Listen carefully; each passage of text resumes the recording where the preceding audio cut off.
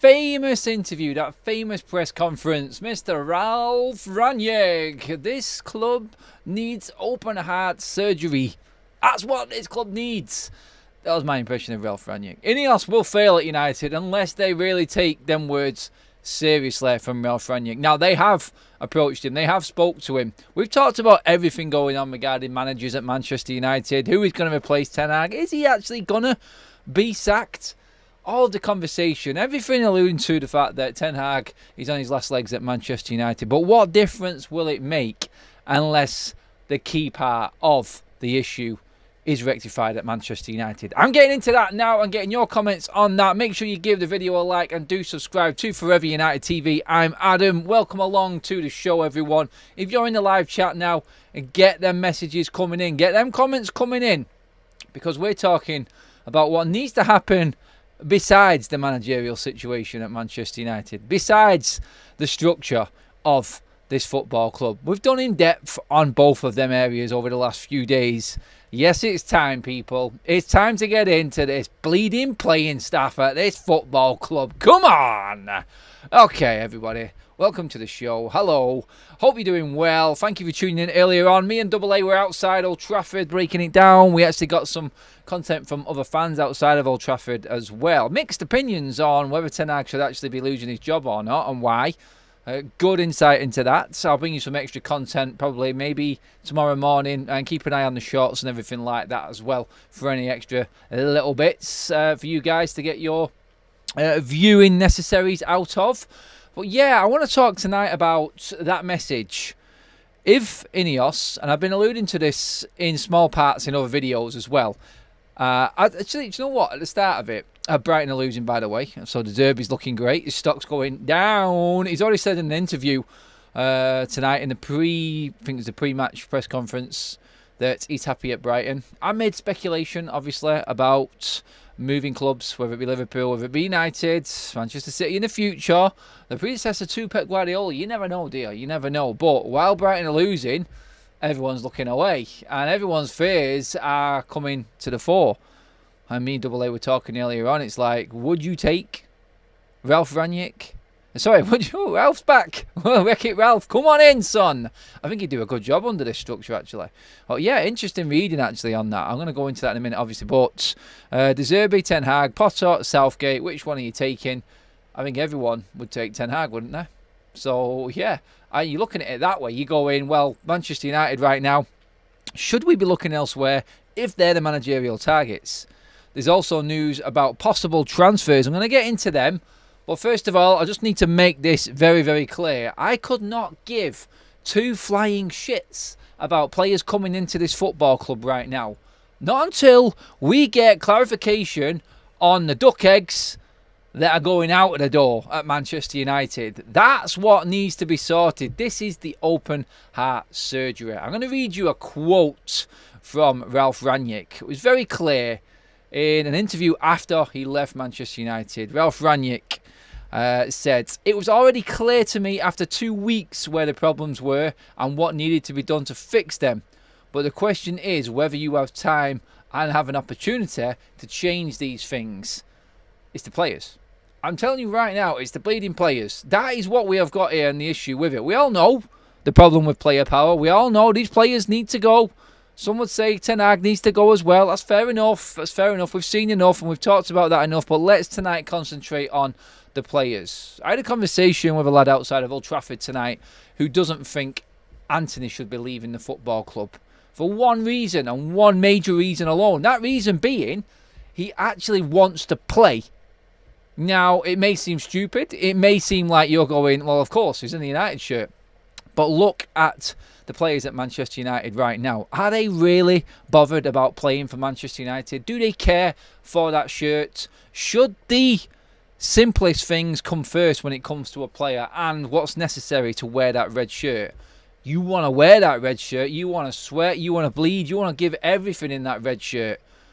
Is that enough? Now, the problem United have got is the ones that really want to put the work in and the ones that want to be there are just simply not good enough. So I think what Ralf Rangnick was talking about was, and he said within 2 weeks you could see the problem. Now, the transfer window was shut. He couldn't bring anyone in. So the 2 weeks he's alluding to, it can't be because of a structure. It can't be alluding to what's going on above at United.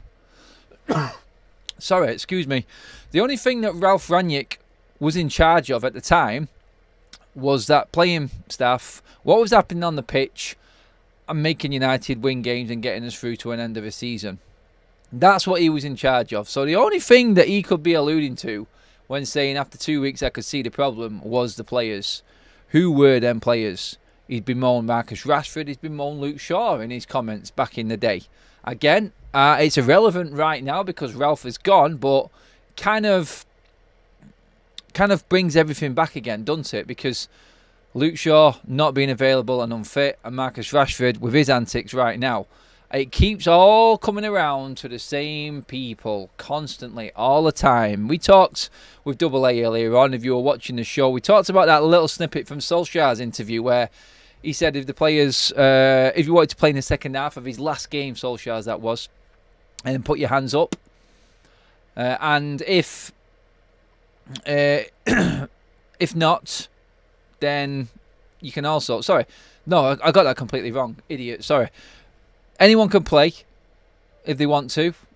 If you don't want to play, put your hands up. McTominay and Rashford didn't come back on for the second half. So Rashford, put him aside. We know what the issue is with Marcus Rashford. Let's move past that for today's content anyway. McTominay, I think me and Double A described it before. It's like, I don't see McTominay as that bad egg character. I don't know. I may be wrong. I may be completely reading the room wrong. Maybe he is a little bit sly with it. I don't know. But for me and what I see, I don't see McTominay being that type of player. He's come through the ranks, and again, you're going to say, slap Adam, wake up, so did Marcus Rashford, but look at him.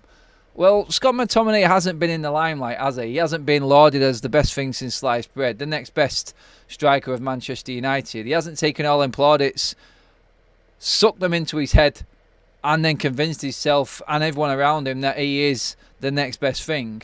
No, Scott McTominay has been humble with his time at Manchester United. Whenever he talks, he's very humble. Whenever he does post-match or pre-match or any interview, he's grateful for the opportunities that he's got, and he would love to wear that shirt every single week for Manchester United. Again, he's in the category of Anthony, isn't he? He would play every single week and he would run through brick walls for you, but he's just simply not good enough.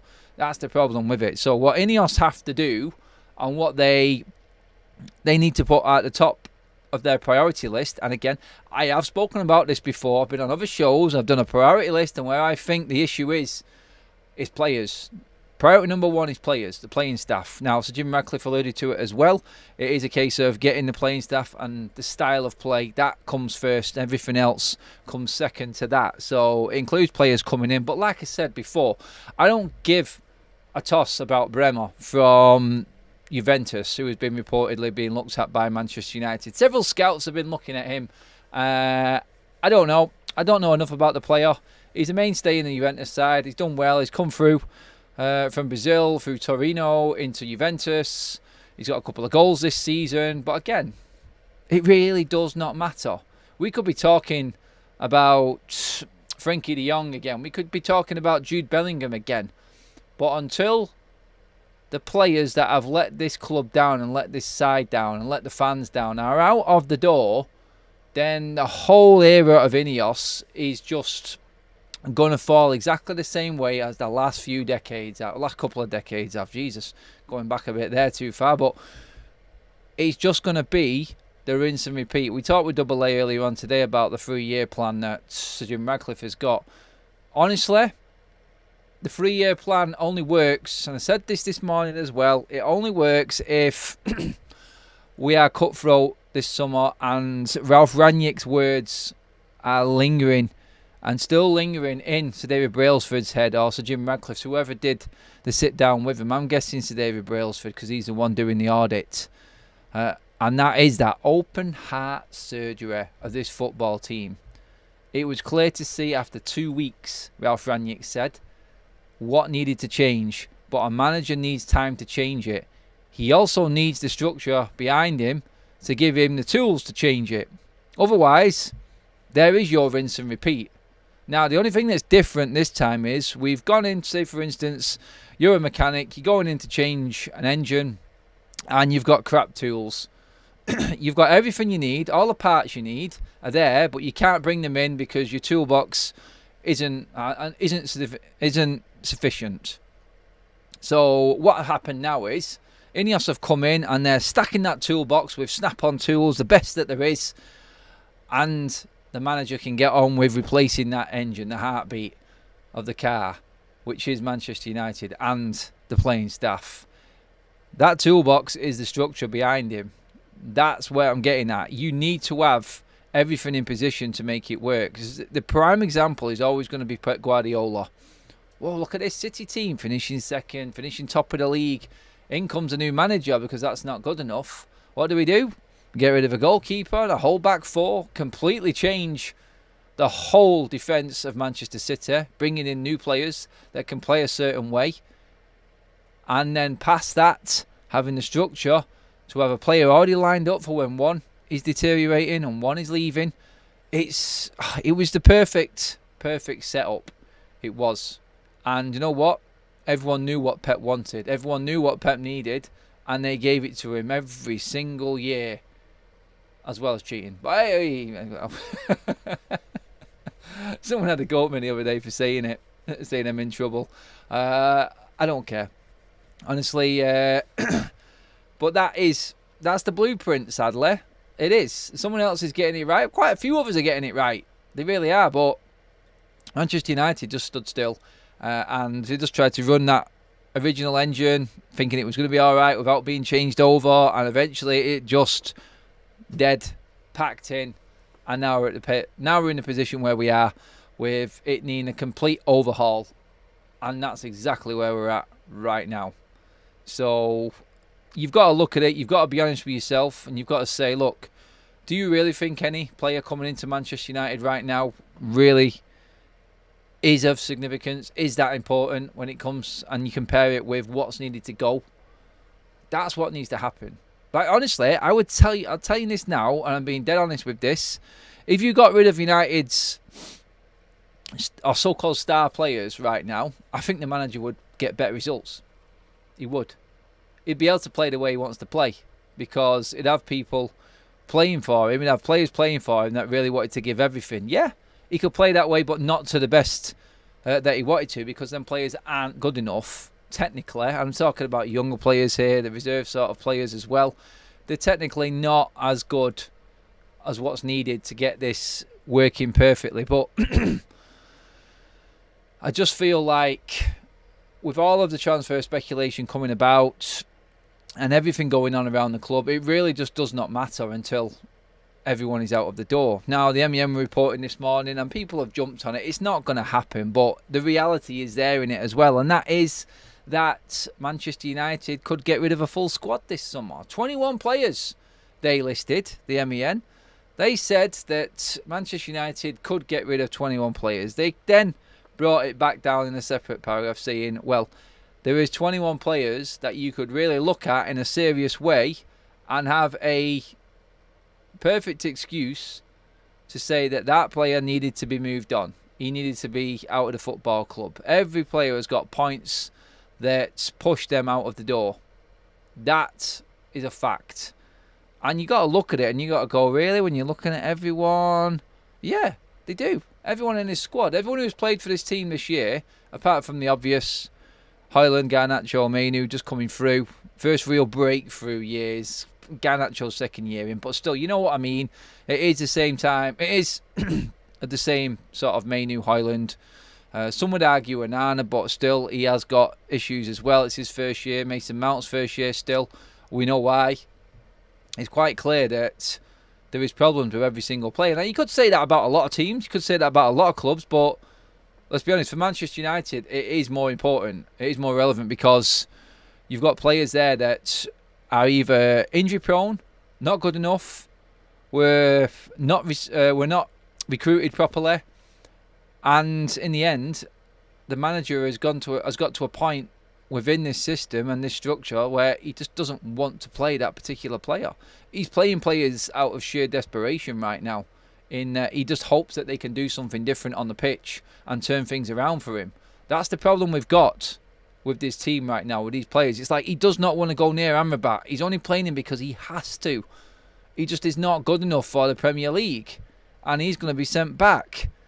It's like he's scared to bring a young player through because, I think, personally, because he's scared about how it will affect him playing in this team. I think Ten Hag knows the problems he's got. I think, like Ralf Rangnick, Ten Hag knows exactly what he needs to do, who needs to go. But he has got his hands tied behind his back, and he has had his hands tied behind his back for a very, very long time. And it's not a full-on defensive mode of Erik Ten Hag tonight. He has got his flaws. I do think his time is up at the football club. He has got a lot of convincing to do from now until the end of the season. I just don't see him getting it done. I really don't. We spoke before we filmed earlier on. Carl Anker from The Athletic was walking past. He came over and had a chat with us.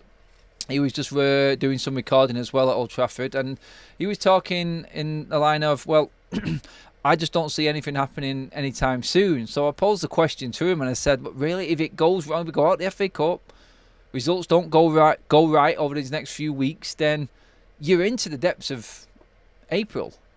That is a time when you know that managerial changes will happen. I actually asked Carl who he would take out of the so-called mixed bunch, the Brady bunch as we call them, the managers that are being linked with Manchester United, and he said Frank. He just said, I cannot see De Zerbi working at United because we don't have ball-playing centre-backs. That does not work. He said Thomas Frank will look at Harry Maguire and rub his hands together.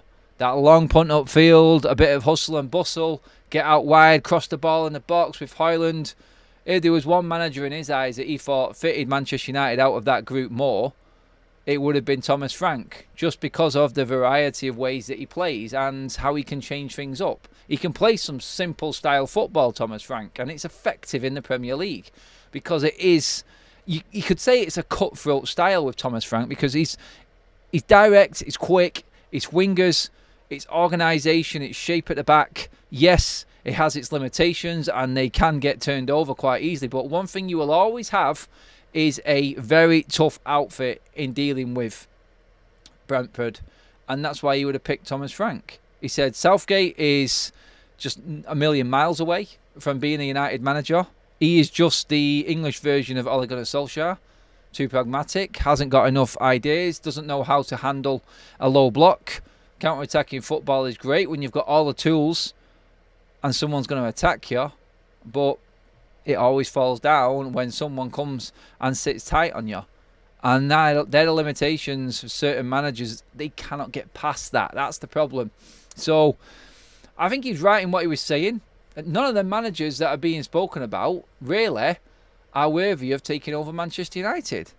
You could say, right, literally, everyone is looking at Ten Hag right now, and INEOS need to look at this and not make the mistake. This is why I'm doing this video tonight and talking about how they need to give serious consideration to what Ralf Rangnick said. And that was key, and that's why I picked that. Now, you could have said, Adam, you could have picked several lines that Ralf Rangnick said, even more famous than that, but just let me read that one to you again, what I said. It was already clear to me after 2 weeks where the problems were and what needed to be done to fix them. But the question is whether you have the opportunity to change these things. You know where I'm going with that, don't you? It's leading down the line of, right now, INEOS should not be jumping the gun. If you are looking at De Zerbi, Potter, Southgate, Frank, these, let's be fair, run-of-the-mill, not run-of-the-mill, that's a bit harsh. They are good managers in their own right, but they are, for me, mid-table style managers. It's whether or not you want to bank on them and your 3-year project working at Manchester United. It only works if you do what I said at the start of the video and you out the major players within this squad. Otherwise, they will all sink. They will all sink. I'm convinced of that. So what I'm trying to say is, out of them 4, there is one that isn't mentioned, and that's the guy who's in the hot seat right now, and that's Ten Hag. I don't think... Can you argue that any of them 4 managers are any more experienced than what Erik Ten Hag is? It needs to be someone better. It needs to be next level if you're going to go down that road. And what Ralf Rangnick said there, it needs time. There's one man who knows every single player at Manchester United and how bad they are. and what good they are, or what good qualities they've got. That's Erik Ten Hag. The problem you've got is, again, we said it earlier on today, and it was my biggest concern out of everything that's come out of Sir Jim Radcliffe's mouth, and everything that is positive around INEOS right now in this takeover, because it's good, but that was my first red flag concern. The 3-year project is a serious issue for me. It is, because I think they'll find very quickly that this might not work in the first year for this new manager, and the pressure's going to be on. If they're going to be trigger happy and getting rid of Erik Ten Hag this season now, then you've got to look at it and go, well, they're obviously going to do that again in the first year if it's not working right for anyone else that they bring in as well. Them 4 that were mentioned, no, I can see why. I can see why they would come in. But are we not just jumping the gun and saying, look, just because we are sick of Erik Ten Hag's tactics, the way he talks, his press conferences, his delusional comments after we lose a game, his excuses about injuries, just because we're fed up of him, does that mean that we have to go down to that level, which is Potter, De Zerbi, Frank, Southgate, all respect to them, but is that good enough just to drop? Are we just looking at managers for the sake of it because we want Ten Hag out of the door? I personally think that they should be given a bit of a wide berth. You only have to look at what De Zerbi's doing right now. And I'm not just saying tonight because Brighton are getting beat and everyone keeps mentioning it in the chat. I'm going to come to the chat in a second, by the way. Sorry I've kept you waiting so long, guys. You have been patient and I thank you for it. But yeah, De Zerbi, I just feel, look, are you not getting the same thing? Are you not getting the same thing? If you give De Zerbi 11 new players and go, there you go. This is your style of play. We're giving you everything you need, all of the tools. That might do something. You might get something out of him. But unless you do give him everything he wants, I just don't see how it works. He's going to get given one of the best teams if he goes to Liverpool or a City. Let's be honest. He's going to get given plenty to work with. At United, he's not getting that. So that's why I say we need to think twice about just getting rid of Ten Hag to bring in another Ten Hag. Oh, controversial. Adam said it. You know where I'm going with it, though, don't you? You do. Is it not just exactly the same thing all over again? Why does Sky Sports and BBC Sport confirm Erik Ten Hag sacking? I don't think they have they? I mean, I have got social media madness on right in front of me now, and I can't see anything regarding any sacking. I don't think so. No, that is a negatory. Nothing is going on. He hasn't been sacked yet. He isn't going to be sacked yet. There's not a chance in hell that Erik Ten Hag is going anywhere just yet. He has got a big few weeks coming up. But let's see if we can get through them first, shall we? Gerhan says, Southgate is so crap, he would give Maguire a new 3-year contract, no more money, plus make him captain. Doesn't like Southgate then, Gerhan, no. Southgate would be the biggest no that you could offer me. I would take Potter over Southgate. That's how much I think of Southgate. See you later, don't want to know you. Win the Euros, you might get a bit of respect, but honestly, managing a Premier League side is a completely different ball game to managing England. The expectation levels are there, yeah, when a tournament comes around and it looks good. You ain't got to deal with transfers, you ain't got to deal with anyone's egos and things like that. You pick your squad, you deal with it the best way you can, watching football week in, week out, travelling the country. I'm not saying the international job is an easy job, it's not. But when it comes to the pressures of a Premier League manager and an international manager, I'm sorry, it's night and day. It's night and day. You've got people's ways, you've got contracts, you've got staff, you've got everything else is looked after you in that department when it comes to international football. So I'm not having it. I think he will fail at any club in the top half of the table, Southgate. In my opinion, I don't think he fits any of them. And you can bring him up all you want and say, look, he's got to a final, he's got to a semi-final, he's got England as far as anyone has for many a years. We've got the best bleeding squad in the world. Of course he should. Jesus, man. It's like we took Jude Bellingham out of the England side a couple of months ago and we look dog shit. You've got to be able to make that squad work, Gareth. Honestly. There's no excuse. 150 likes in the bag. Thank you so much, guys. Make sure you hit that subscribe button as well, people. If you are tuning in for the first time, give the video a like. Keep liking the video, guys. It does help the channel. Thank you so much. Obviously, guys, as well, make sure you download our SofaScore app, the best football app out there for all your in-depth information on every single Premier League club. We use their stats here on Forever United TV constantly, every game week. In-game action, second to none. Bookings, red cards, injuries, player stats and profiles, all there for you. After the game, interviews, all the information, everything that was said, and then you move on to the transfer news, which is coming. I've been talking about it, but yeah, if you want all of that, right to your phone, and for free, download it. That's all I'm asking. Use my link in the description below, or scan that QR code on screen right now. SofaScore, everybody, the best football app out there. Get on it now. The old board killed Erik Ten Hag in everyone did. If anyone did. Oh, if anyone did. Look at the stats, you fools. Oh, Carl is calling people out in the chat right now. Steady on, Carl. It's not that bad, is it? Let's just hope Sir Jim have earmuffs on and keep planning and let his new management hiring prep for the June/September window. We as fans need to get behind Erik Ten Hag. We're taking the focus off what the real problems are and stop falling into the trap set by the media. No, I do believe the media are right in terms of Ten Hag on his last legs. You have to look at it. You have to look at that. The reality is Ten Hag hasn't got the results. We said it the other day. I'm not here to smash Erik Ten Hag every time. I try to balance the argument week in, week out and day by day with the shows that we do. And Ten Hag has failed at the first hurdle of the Champions League. Not even staying in Europe was criminal. Not managing to get Europa League out of that Champions League group was a sackable offence on its own if you have a big club. I guarantee if that was City, if that was Liverpool, if that was Bayern Munich, Juventus, AC Milan, anyone like that, and that group was given to you, you're getting the sack. You're getting the sack as a manager. Should we give Erik Ten Hag another 300 million to rip on dummies again? Lots of question marks. There is a big split in this fan base regarding Ten Hag right now.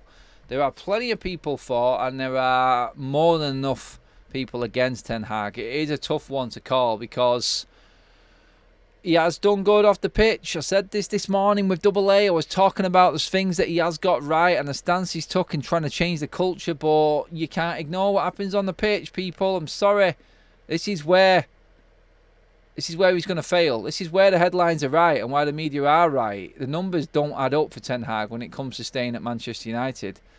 That added to the fact that INEOS want to run the club a different way, that new owners usually do end up bringing their own people in as well. There is so much to look at and so much going against Ten Hag in all of this that it is just why everyone is seeing the writings on the wall. It is. I still feel like April time, I think that's when the pressure is just going to get too much. Omar, United fans deserve Southgate. Omar, please don't. United Spotlight, I agree. Out the Champions League and not even a Europa League, especially in that group, is a sackable offence. Adam, we'd be 9 points up if we weren't robbed. Beat Arsenal away and Spurs away, and if the brain dead McTominay didn't miss a free header v Spurs at home. Well, Scott McTominay has also scored a lot of winners for us as well, so you can spin that around on that dobby. I agree with you on the Arsenal one especially, and the Spurs one. But has every team not been shafted by VAR this season? I think everyone has. It swings and roundabouts, mate, with VAR. You only have to look at Liverpool, like, seriously, like, what they've had as well as us. And I don't want to big them up or say that they've been hard done to, God forbid. But they have had some dodgy decisions this season, haven't they? Some real ones. New owner, new manager, says Jonathan. Straightforward. UK Strange, the fan base can see the problems at the club, but Erik isn't listening or seeing what we see. He's too stubborn to play the United way. There is no United way. I keep saying that, UK Strange. There isn't. There was the Ferguson way, and then there was whoever was coming in to make Manchester United work their way. It's all on the managers. I'm not a believer in the United way and the way you play. You obviously can make your own. You can look into your own vision. You can create your own style of football. Put the people in position to make that happen, like Sir Jim has said. But that is solely down to who he's employed as a manager and how he wants them to play. The only manager, I'm still convinced of it, who had a style of play post Alex Ferguson was Louis van Gaal. He's the only one you could see what he was trying to do. You may not have liked it, but you could see what he was doing. Solskjaer, some argue, yeah, counter-attacking manager, quick-paced, high press when he could. But still, when big decisions needed to be made, Solskjaer failed. The big occasions, that's when it counts, isn't it? Are you going to be that serial failure when it comes to the knockout stages of tournaments, when you're deep down into that competition? Ten Hag has seen us over the line for a cup. Let's not forget that. If he wins the FA Cup, is that going to convince you that he is good enough to stay? Is the FA Cup going to be enough to keep Ten Hag in a job? That's another one. Caffel says the media need United turmoil. These stories bring more clicks than settled United. Yeah, it's true. It's true. Although if United did beat City, I think that would have been a massive headline, bigger than a United defeat anyway. That shows how far we have fallen down, because a win for United seems like a big deal these days. It's madness, isn't it? Christine Duffy says Rangnick spoke the truth and was booted out. Southgate would be toxic. His first port of call would be to reinstate Maguire as captain. Right enough, Bruno is not captain material. Ten Hag is done. Okay, Christine's pretty much condemned everyone in that one there. On test 2008, I want Erik Ten Hag to stay. If he was to be sacked, all these managers being mentioned, I wouldn't rather take a punt on Michael Carrick. Oh, Michael Carrick. Interesting. I understand the thought process behind that and why you might think Carrick is the right fit. I would just move away from that very quickly because he's not ready yet.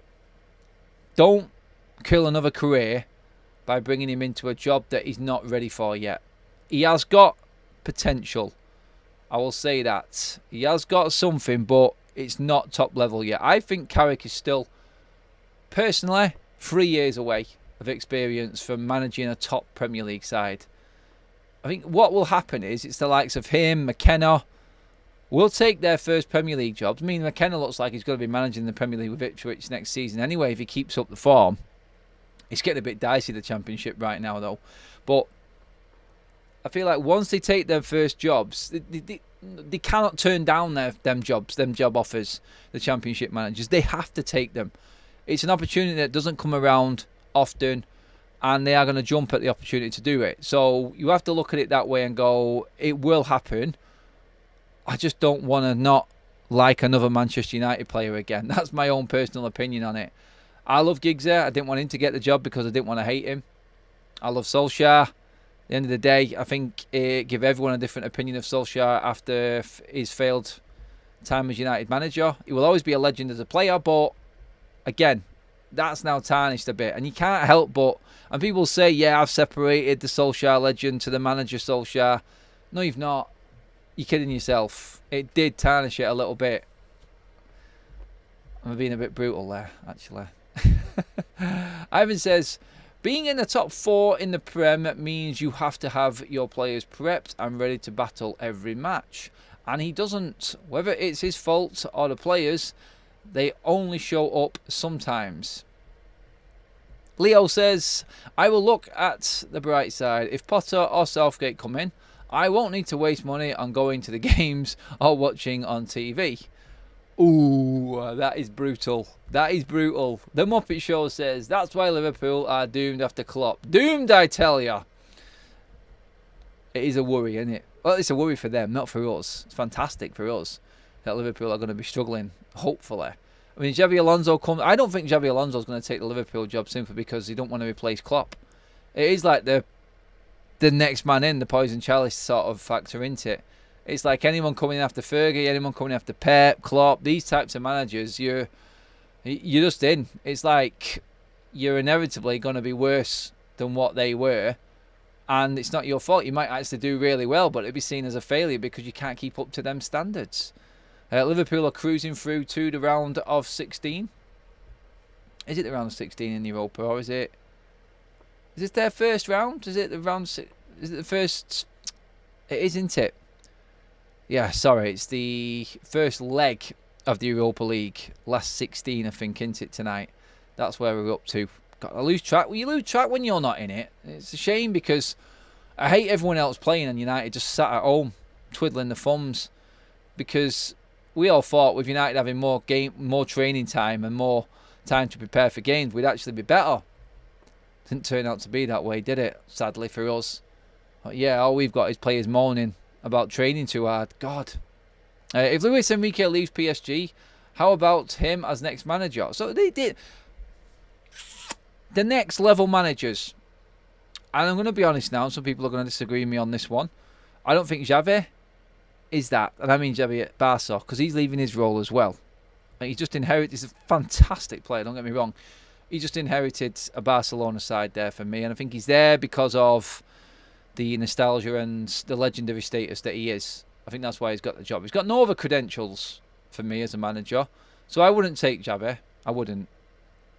Enrique, now, again, credential-wise, I think he would be a step up from Erik Ten Hag.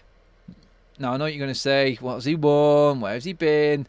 I just feel like watching him and that Spanish team play, the way he plays, again, it is a step up, but you would still have to seriously back this man to get anything. You would have to back him to get anywhere near where we needed to be for what what INEOS want. I think he needs the right type of players. Again, it comes back to what Carl said earlier on when he said, look, De Zerbi doesn't work because we haven't got ball-playing centre-backs. That's the way he likes to play. We haven't got that at Manchester United. You would have to spend a fortune to make these guys work. My bet, my favourites, and everyone comes with a downside. Nagelsmann comes with them too, but I think the pluses outweigh the negatives dramatically for Nagelsmann. I just feel, like I said the other day, he's managed at every single level. He's won under-19s with Hoffenheim. He's developed a very good RB Leipzig side.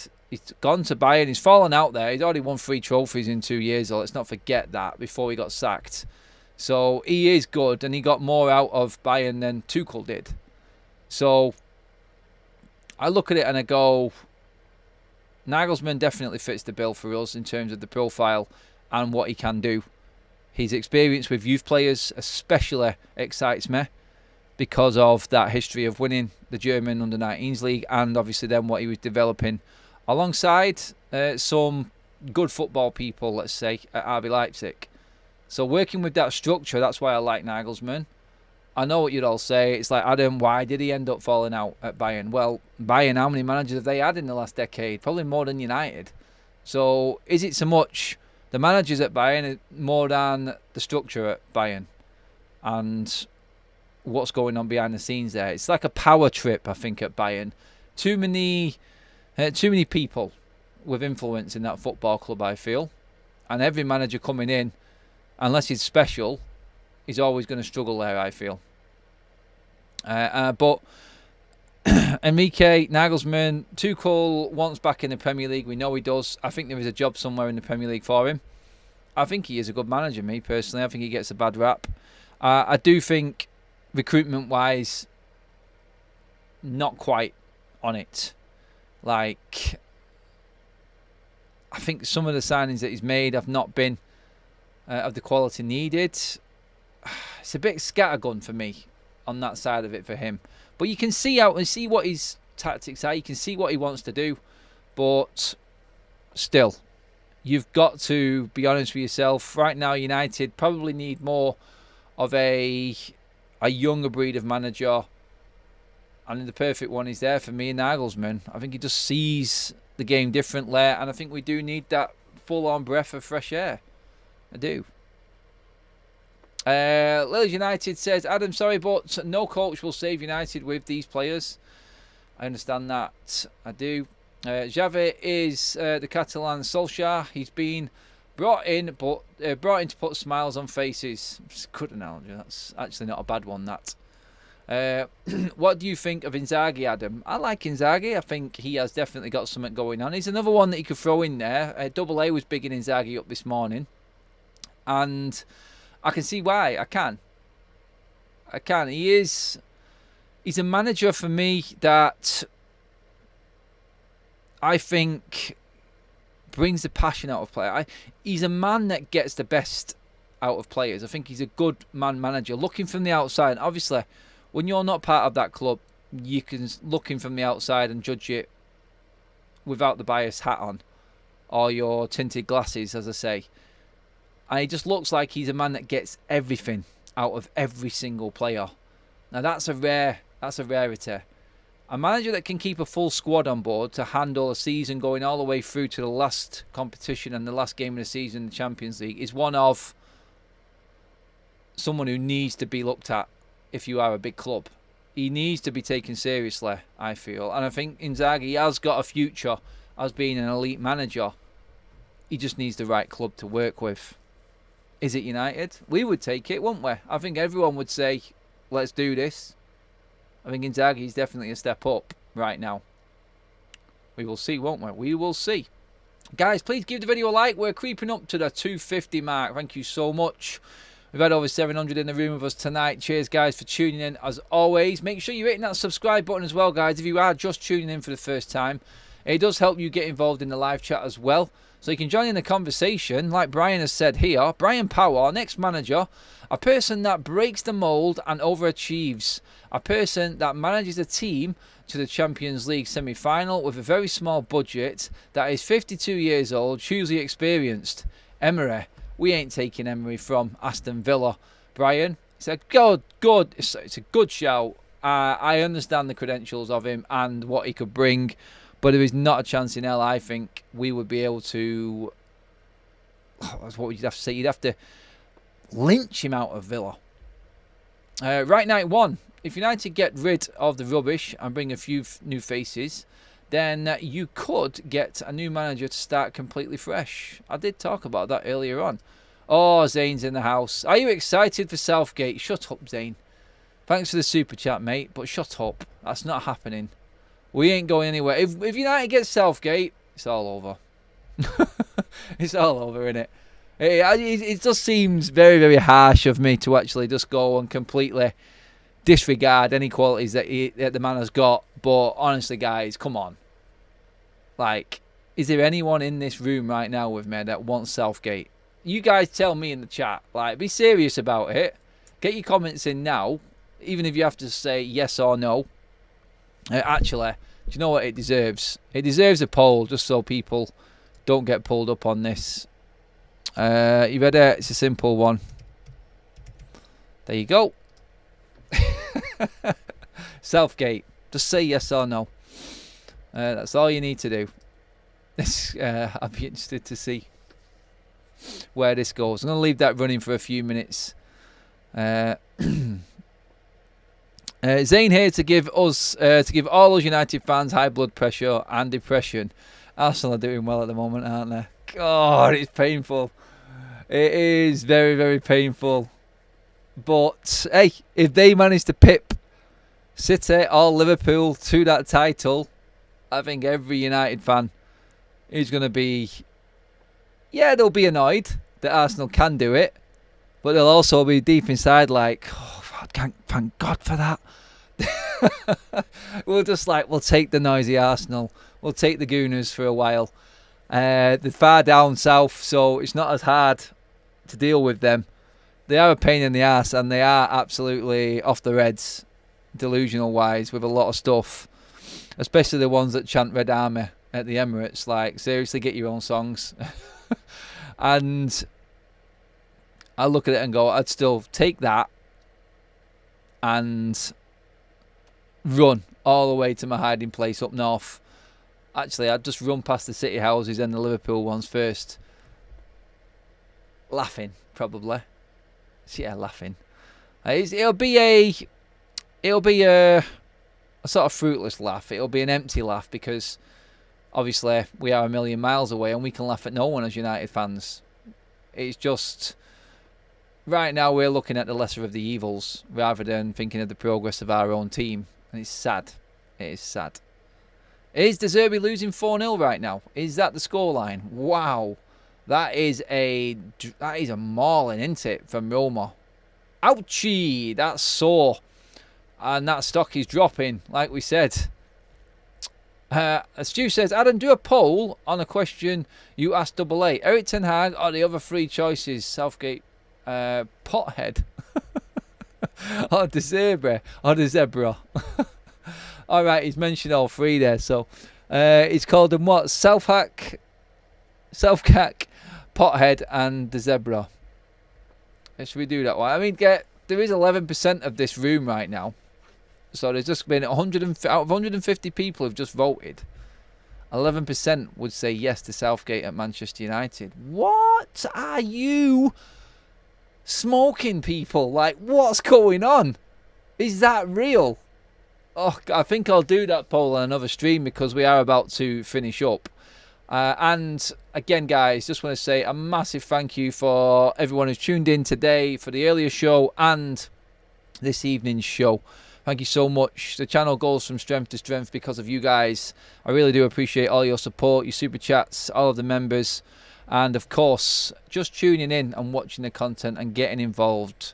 It's fantastic, and I love every single one of you. I do. I'm appreciative of you all, and thank you to everyone again. That is it for tonight, guys. I'm going to go and play football. I'm going to go and burn off some steam.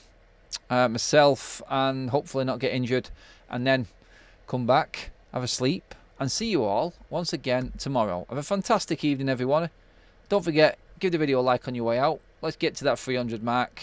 I'll see you all tomorrow. Have a good one, boys.